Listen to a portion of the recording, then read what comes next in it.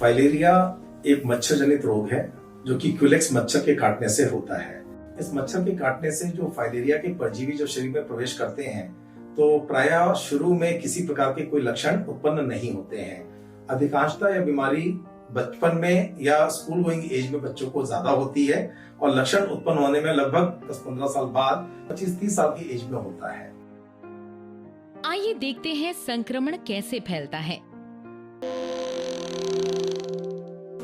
मच्छर जब किसी फाइलेरिया के मरीज को काटता है तो वह उसके खून के जरिए फाइलेरिया के परजीवी, जिसे हम माइक्रोफाइलेरिया के नाम से जानते हैं, उनको ग्रहण कर लेता है। फिर ये परजीवी मच्छर के पेट में प्रवेश कर वहां से उसके उड़ने में सहायक मांसपेशियों में पहुंच जाते हैं। इसके बाद वे वहां L1, L2 और फिर L3 लार्वे में विकसित होते हैं। इनमें L3 लार्वा ही संक्रामक होता है, जिससे फाइलेरिया की बीमारी विकसित होती है। L3 लार्वा विकसित होने के बाद मच्छर के मुंह में भर जाता है, जिससे उसके मुंह में खींच पैदा होती है और वह इससे निजात पाने के लिए L3 लार्वा को बाहर निकालना चाहता है। इस वजह से किसी को काटने के लिए वह बेचैन हो जाता है।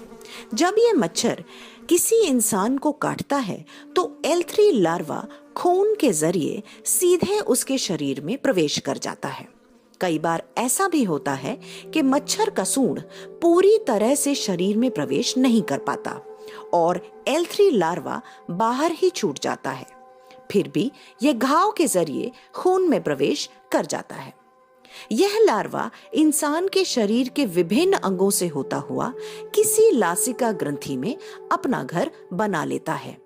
फिर वह इस ग्रंथि में करीब 6 महीने के बाद नर और मादा के रूप में विकसित होकर प्रजनन द्वारा माइक्रोफाइलेरिया को पैदा करने लगता है। माइक्रोफाइलेरिया विभिन्न अंगों में भ्रमण करने के शुरुआती दौर में एलर्जी, खुजली, खांसी आदि के लक्षण दिखाता है। हाथी पांव और हाइड्रोसिल इसी संक्रमण के देर से पैदा होने वाले लक्षण हैं। वयस्क परजीवी 5 से 15 साल तक जिंदा रह सकते हैं, पर उनके मरने के बाद भी शरीर में एलर्जिक प्रतिक्रियाएं होती रहती हैं, जिसकी वजह से लासिका वाहिनियों में रुकावट पैदा होती है। लिम्फ के बहाव में रुकावट से अंगों में सूजन आ जाती है। पांव की ऐसी सूजन को ही हाथी पांव के नाम से जाना जाता है। यह सूजन हाथ, अंडकोशों और स्तनों में भी हो सकती है। लिम्फेडेमा की श्रेणियां। लिम्फेडेमा या हाथी पांव के मरीजों की देखभाल के लिए लिम्फेडेमा की श्रेणियों को समझना बहुत जरूरी है। इन्हें 7 श्रेणियों में बांटा जा सकता है। पहली श्रेणी की पहचान। पैर में सूजन होती है, लेकिन पैर को कुछ समय ऊपर रखने से या रात में सोने के बाद ये सूजन खत्म हो जाती है। सामान्य स्थिति में वापस आने पर सूजन फिर से आ जाती है और अगर पैर या प्रभावित अंग को उंगली से दबाने पर गड्ढा बनता है, वो तुरंत भर जाता है। दूसरी श्रेणी। दूसरी श्रेणी के मरीज में सूजन हर वक्त रहती है। पैर को ऊपर उठाने से या रात को सोने के बाद सूजन कम हो सकती है, पर पूरी तरह से नहीं जाएगी। और यदि पैर या प्रभावित अंग पर उंगली से गड्ढा किया जाए तो वो भरता नहीं है या बहुत देर बाद भरता है। तीसरी श्रेणी।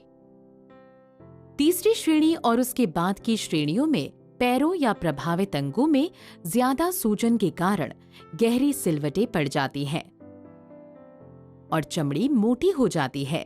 उसमें गांठें भी पड़ सकती हैं। अगर आपको ऐसे लक्षण दिखाई दें तो उन्हें अनदेखा ना करें। अपने निकटतम स्वास्थ्य केंद्र में डॉक्टर से परामर्श लें। डॉक्टर आपकी जांच करके बताएंगे कि ये लक्षण फाइलेरिया के हैं या किसी और बीमारी के। अगर ये फाइलेरिया है तो आपको सावधान रहना होगा और खास ध्यान रखना होगा कि प्रभावित अंगों पर काट और खरोंच ना हो। प्रभावित अंगों को गंदगी से बचाएं और कम से कम दिन में 2 बार साबुन और साफ पानी से सफाई करें और डॉक्टर की सलाह के अनुसार इस पे एंटीसेप्टिक क्रीम लगाएं। फाइलेरिया उन्मूलन मुख्यतः हमारे दो मुख्य स्तंभों पर निर्भर करता है। सबसे पहले तो मच्छर और वुचेरिया बैंक्रोफ्टाई परजीवी है, इसको समाप्त करना। इसके लिए हम वर्ष में एक बार एमडीए या मास ड्रग एडमिनिस्ट्रेशन का कार्यक्रम चलाते हैं। इसका दूसरा स्तंभ है MMDP, morbidity management and disability prevention. Lymphoedema के मरीजों की देखभाल घर पर आसानी से की जा सकती है। साफ सफाई और उचित व्यायाम इसके दो मुख्य पहलू हैं। साफ सफाई के लिए साफ पानी लें, गर्म पानी बिल्कुल नहीं, और असुगंधित साबुन से कम दिन में 2 बार अपने पैरों को या प्रभावित अंगों को धोएं। परिवार का कोई भी सदस्य प्रभावित अंगों की साफ सफाई के लिए मदद कर सकता है। मदद करने वाला व्यक्ति सफाई करने के बाद अपने हाथों को साबुन और साफ पानी से अच्छे से धोएं।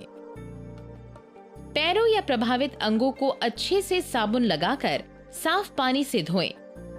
चमड़ी के तह, सिलवटें, उंगली के बीच को विशेष सावधानी से साफ करें।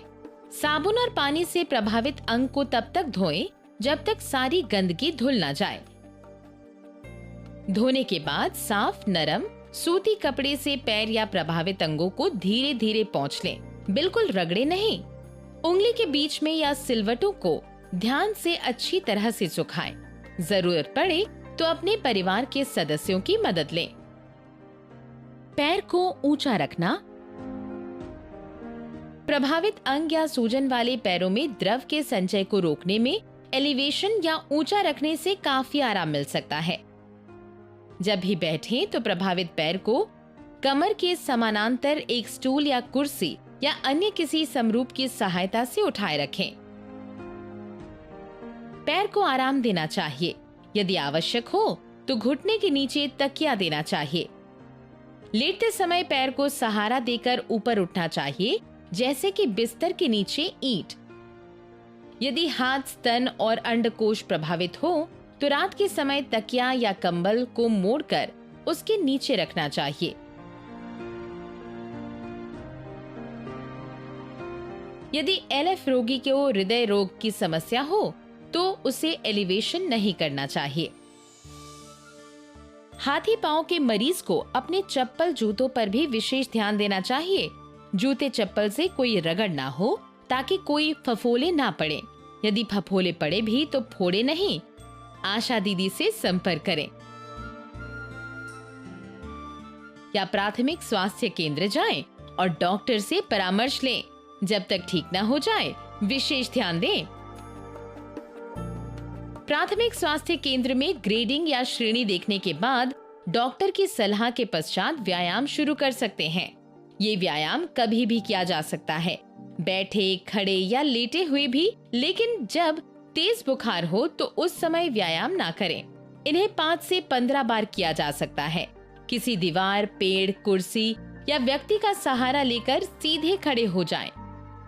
फिर पैर के दोनों पंजों को एक साथ ऊपर करें और पंजों के बल पर खड़े हो जाएं। फिर एड़ी वापस जमीन पर रखें। बैठे या लेट जाएं। अपने पैरों की उंगलियों को जमीन की तरफ नीचे करें, फिर ऊपर की तरफ उठाएं। एक एक पैर बारी बारी करें। अपने पैरों और टखने को दाईं ओर घुमाएं, फिर बाईं ओर घुमाएं। एक एक पैर बारी बारी करें। लिम्फेडेमा के मरीजों की देखभाल में आशा की बहुत ही अहम भूमिका है। प्रत्येक आशा अपने क्षेत्र के मरीजों से निरंतर संपर्क में रहे और उनकी घर पर देखभाल में प्रेरित करते रहे। लिम्फेडेमा के मरीजों के जीवन में बदलाव लाने के लिए आपका योगदान सदैव सराहनीय रहेगा।